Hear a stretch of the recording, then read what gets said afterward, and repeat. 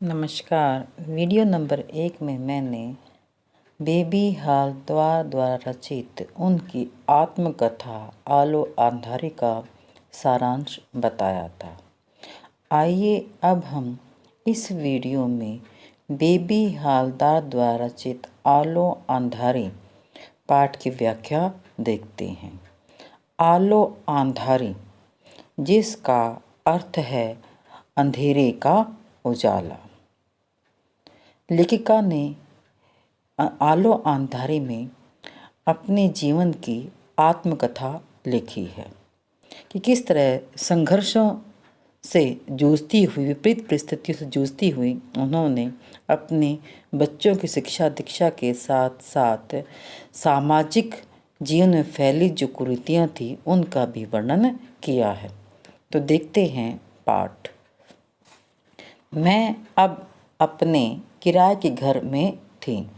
सब समय सोचती रहती कि काम न मिला तो बच्चों को क्या खिलाऊंगी, कैसे उन्हें पालूंगी पोसूंगी। मैं स्वयं एक घर से दूसरे घर काम खोजने जाती और दूसरों से ही काम जुटाने के लिए कहती। मुझे यह चिंता भी थी कि महीना ख़त्म होने पर घर का किराया देना होगा। पता नहीं इससे कम किराए में कोई घर मिलेगा या नहीं। काम के साथ मैं घर भी ढूंढ रही थी। 1.5 सप्ताह हुए जा रहे थे और काम कहीं मिल नहीं रहा था।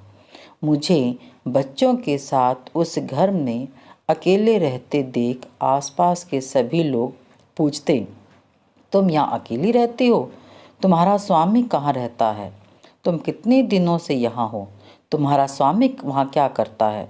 तुम क्या यहाँ अकेली रह सकोगी? तुम्हारा स्वामी क्यों नहीं आता? ऐसी बातें सुन मेरी किसी के पास खड़े होने की इच्छा नहीं होती, किसी से बात करने की इच्छा नहीं होती। बच्चों को साथ ले मैं उसी समय काम खोजने निकल पड़ती।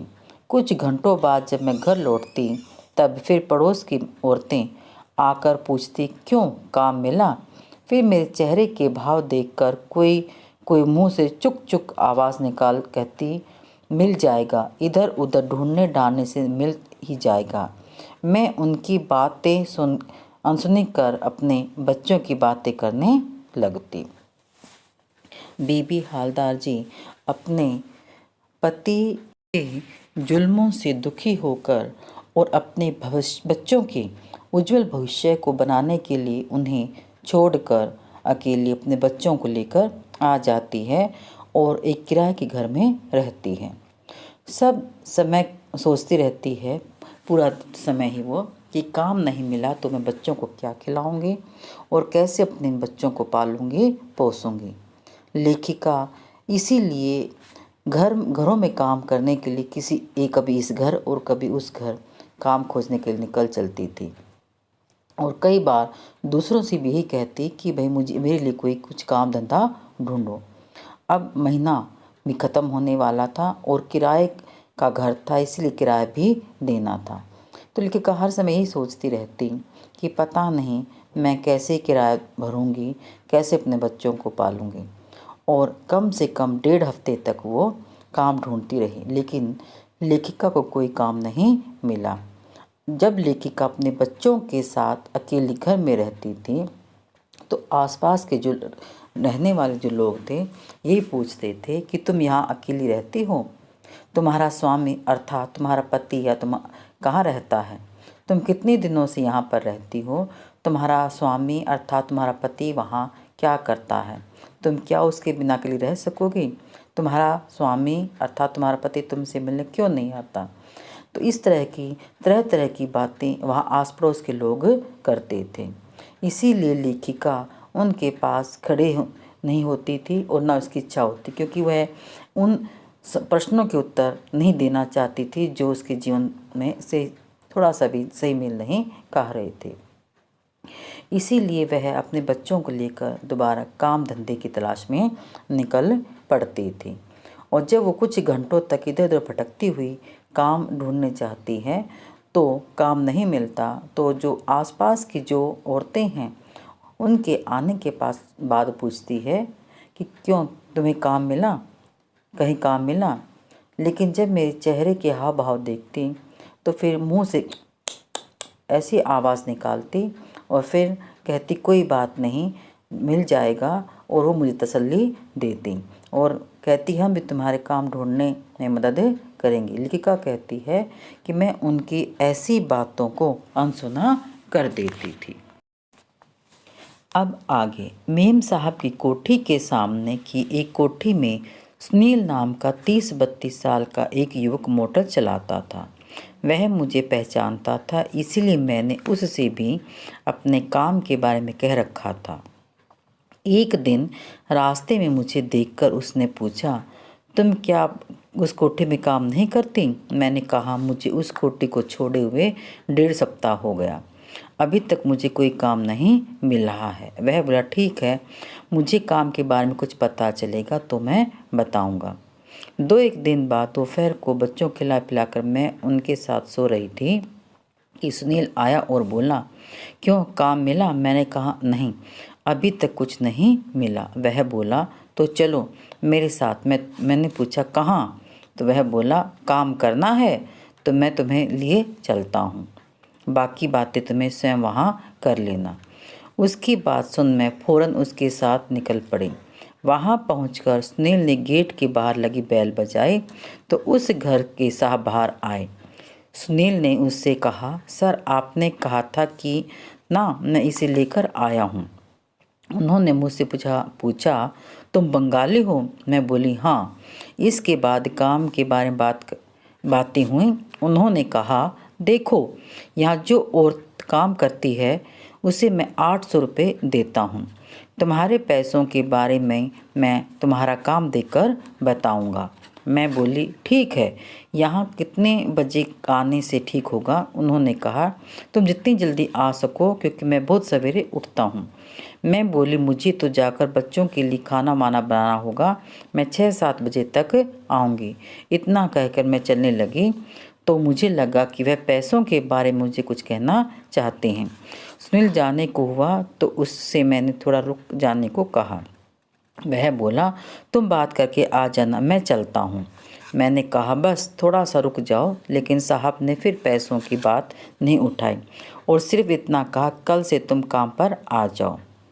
अगले दिन मैं काम पर आई तो दूर से ही 35-40 वर्ष की एक विधवा को उसी घर से मैं काम के लिए जाते देखा। साहब बाहर पेड़ों में पानी दे रहे थे। मुझे देखते हुए भीतर गए और उस औरत से साफ साफ बातें करें उसी समय उसे काम से हटा दिया। वह औरत भी बंगाली थी। बाहर आते उसने मुझे गाली देना शुरू कर दी। लेखिका बताती है कि उसकी जान पहचान का एक लड़का था, सुनील, जो 30-35 साल का था।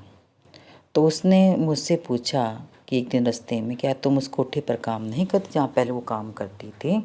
तो उसने कहा, नहीं, मैंने उस कोठी को छोड़े हुए 1.5 सप्ताह हो गया, यानी 1.5 हफ्ता हो गया है। तो उसने कहा है, अगर तुम्हें कोई काम मिले तो मुझे बताना। तो 1-2 दिन के बाद दोपहर को सुनील उसके पास आता है और फिर पूछता है, क्या तुम्हें कुछ काम मिला? तो उसने कहा, नहीं, अभी नहीं मिला। तो उसने कहा, चलो मेरे साथ, मैं तुम्हें काम दिलाता हूँ। और वह फ़ौरन उस लेखिका सुनील के साथ चल पड़ती है और सुनील ने एक गेट के बाहर लगी बेल को बजाया।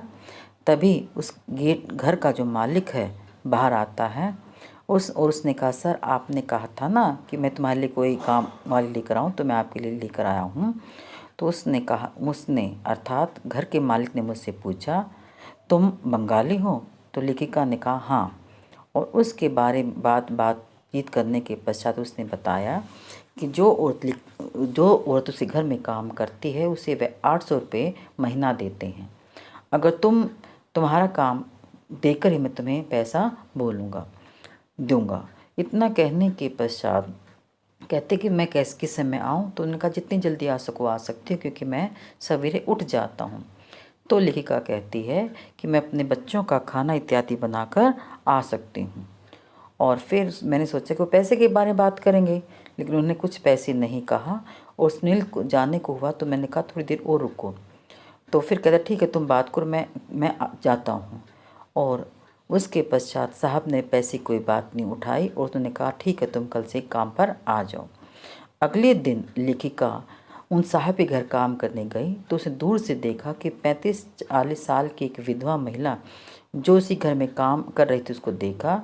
तो जो साहब साहब अर्थात घर का जो मालिक था वो पेड़ों में पानी दे रहा था। वो मुझे देखते हुए भीतर गया और उसने उस औरत को साफ साफ शब्दों में काम करने से मना कर दिया। वह औरत भी बंगाली थी और बाहर आते ही उसने मुझे अर्थात लेखिका को गालियाँ देना शुरू कर दिया था। अब आगे मैंने कहा, देखो मैं कुछ नहीं जानती, यदि जानती होती कि यहाँ पहले से तुम काम कर रही हो तो मैं नहीं आती। मुझसे कहने से कोई लाभ नहीं, तुम साहब को मेरी तरफ से जाकर बता दो कि वह इस तरह काम करने को राजी नहीं है। उसने ऐसा कुछ नहीं किया और मुझे बकते बकते चली गई। साहब आकर मुझे भीतर ले गए और सब समझा बुझाते कि क्या करना होगा क्या नहीं करना होगा। बस उस दिन से मैं अपने मन से खाना वाना बनाकर टेबल पर रखकर घर जाने लगी। मेरा काम देखकर घर में सभी आश्चर्य करते। एक दिन साहब ने पूछा, तुम इतना ढेर सारा काम इतने कम समय में उतने अच्छी तरह से कैसे कर लेती हो? कहाँ सीखा तुमने ये सब? मैंने कहा, घर के काम में मुझे असुविधा नहीं होती क्योंकि बचपन से अभ्यास है। बचपन से मैं बिना माँ के रही हूँ। मेरे बाबा भी समय पर घर नहीं होते थे, इसी कारण मेरा पढ़ना लिखना भी नहीं हो सका। मैं इसी तरह रोज़ सवेरे आती और दोपहर तक सारा काम कर कर चली जाती। बीच बीच में साहब मेरे बारे में इधर उधर की बातें पूछ लेते। एक दिन उन्होंने मेरे बच्चों की पढ़ाई लिखाई के बारे में पूछा तो मैंने कहा, मैं तो पढ़ाना चाहती हूँ लेकिन वैसा सुयोग कहाँ है। फिर भी चेष्टा तो करूँगी कि बच्चों के लिए उन्होंने एक दिन बुलाकर फिर कहा, तुम अपने लड़के और लड़की को लेकर आना, मैं यहाँ एक छोटा सा स्कूल है मैं वहाँ बोल दूँगा। तुम रोज़ बच्चों को यहाँ छोड़ देना और घर जाते समय अपने साथ ले जाना। मैं अब बच्चों को साथ लेकर आने लगी। उन्हें स्कूल में छोड़ आकर घर आकर अपने काम में लग जाती। स्कूल से बच्चे जब मेरे पास आते तो साहब उन्हें कुछ न कुछ खाने को दे देते। तब आगे लेखिका कहती है कि जब वो बंगाली स्त्री मुझे गाली देने लगी तो मैंने कहा कि मैं तो तुम्हारा काम ही छुड़वाना चाहती थी। तुम यहाँ बेशक अपना काम करो, मुझे नहीं पता था तुम यहाँ पर काम करती हो। तुम जाकर मेरी तरफ से ये बोल दो कि मैं यहाँ काम करना नहीं चाहती।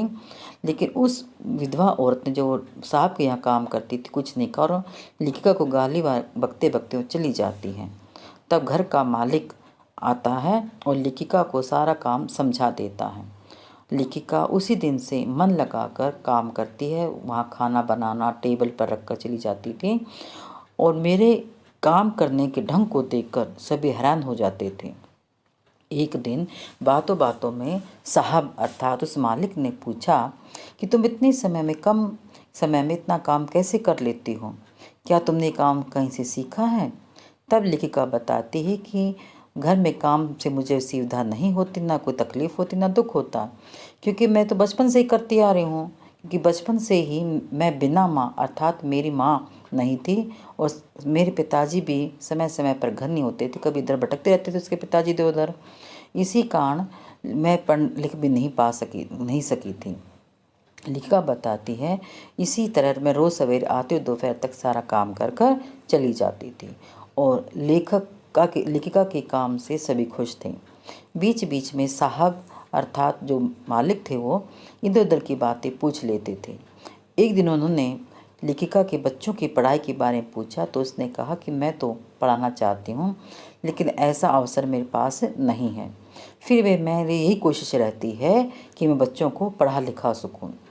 और एक दिन उन्होंने लेखिका को बुलाया और कहा, तुम अपने लड़के लड़की को यहाँ ले आना, यहाँ एक पास में छोटा सा स्कूल है मैं वहाँ बोल दूँगा। तुम सवेरे अपने बच्चों को वहाँ पर छोड़ देना और बाद में यहाँ ले आना। तो उसके पश्चात उस स्कूल में बच्चे जाने लगे और स्कूल से आने के पश्चात वो उन्हें यहाँ ले आती थी। यहाँ साहब उन्हें अर्थात लेखिका के बच्चों को कुछ ना कुछ खाने के लिए दे देते थे। अब आगे अब मैं सोचने लगी कि मुझे कहीं और भी काम करना चाहिए क्योंकि इतने पैसों में मैं क्या बच्चों को पाल लूँगी पोसूँगी, क्या घर का किराया दूँगी। मैंने साहब से कहा कि यदि उसे पता चले कि किसी को काम करने वाले की ज़रूरत है मुझे बताएं। उन्होंने कहा कि आसपास पता करके वे मुझे बताएंगे, लेकिन मुझे अब कहीं काम ढूंढने नहीं जाना है। फिर भी मुझे अपना यह घर तो छोड़ना ही होगा। यह सोचकर अपने दादा लोगों के आसपास ही घर ढूंढने लगी थी। जीका बताती है कि मैं, क्योंकि पैसे कम थे, तो इसीलिए मैं इतने कम पैसों में अपने बच्चों को कैसे पालूंगी पोसूंगी, डर मुझे सता रहा था। और मैं साथ ही साथ काम ढूंढ रही थी कि मुझे 1-2 घर और मिल जाए। इसके लिए मैंने, अर्थात लेखिका ने, साहब को भी कह दिया कि अगर किसी को काम करवाना है तो मैं कर दूंगी। तो उन्होंने कहा ठीक है। लेकिन मैं इधर उधर काम ढूंढने लगी, और उधर जो मेरा किराए का जो मकान था, मैं जल्दी से जल्दी उसे खाली करना चाहती थी। अपने दादा लोग, अर्थात जो मेरे भाई बंधु थे, उनके साथ मैं मकान लेना चाहती थी। तो आज इस वीडियो में सिर्फ इतना ही कि ये पाठ काफ़ी बड़ा है, तो इसके 2-3 और भाग होंगे। तो आज इस वीडियो में सिर्फ इतना ही मैं बताना चाहूँगी। वीडियो नंबर 2 में हम इसका आगे का भाग करेंगे।